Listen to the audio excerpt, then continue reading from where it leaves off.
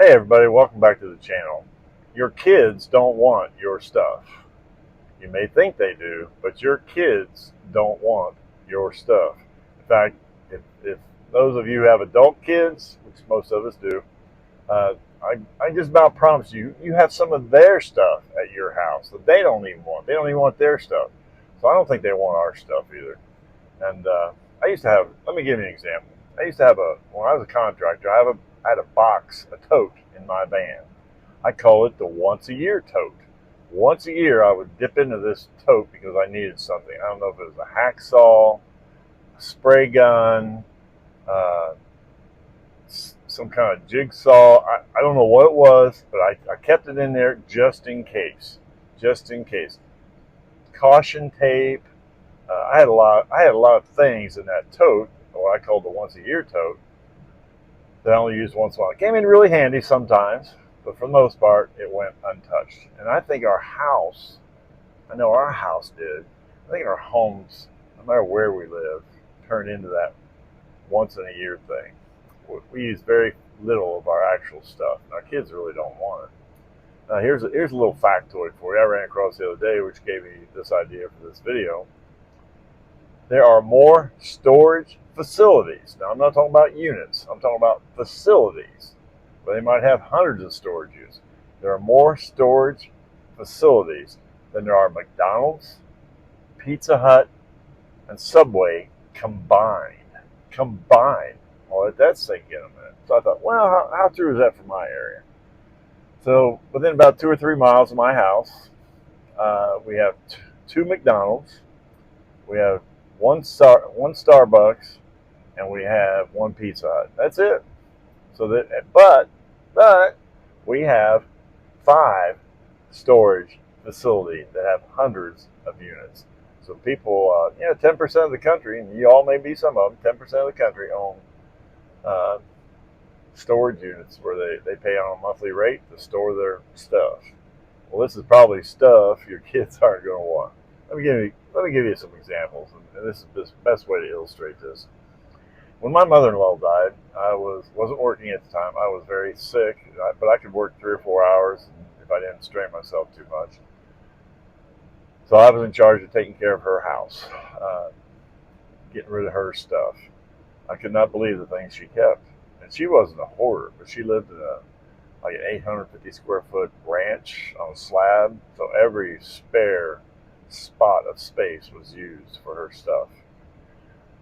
But really, how many coffee cups do you need? I mean, she had 40 coffee cups. I don't know. She had them. Well, Goodwill got them. So I think bottom line is we walked out of that house. I think I had one tote of her stuff, a couple of personal items.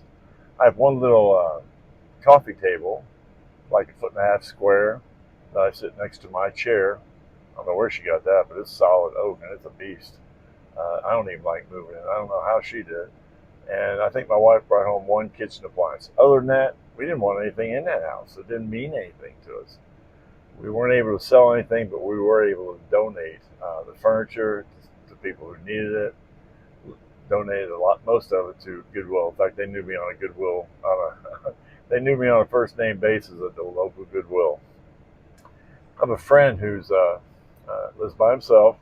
Lives by himself in a big house full of stuff. I've never been in his house. He's never invited me in his house. I don't think he's a hoarder or anything. But we were talking one time about, it was winter time, about parking his car in his garage. I said, well, I bet you're glad you got a nice garage. He said, Larry, I haven't got a car in my garage in years and years. I said, why not? He said, there's just too much stuff. Now, this guy is very well off financially.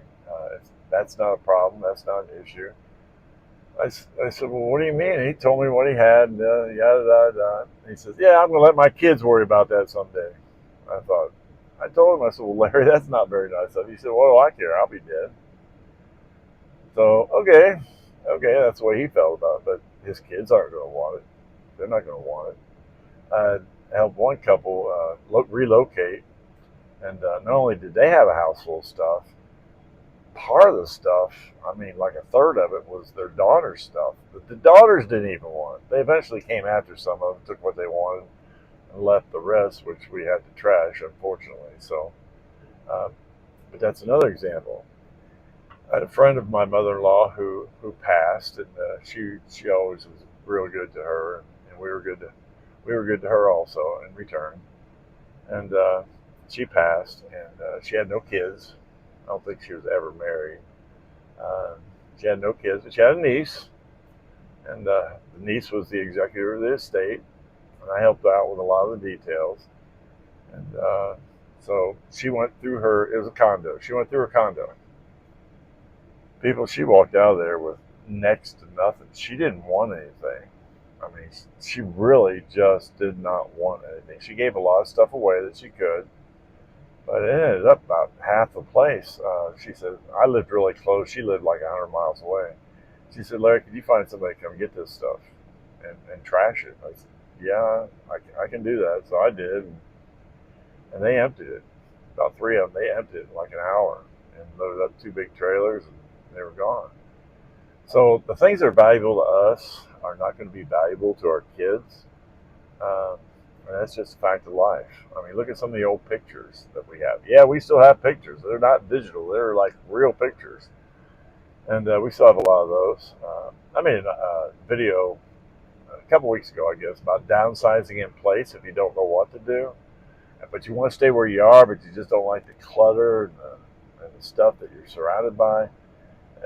This is what my wife and I did just 2 or 3 years ago, and it turned out really well for us.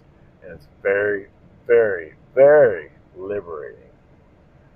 That's all I've got for now. If you got anything out of this, like, subscribe, share. Maybe share it with somebody who could use this information. But until we meet again, I'm going to continue to press on towards that goal.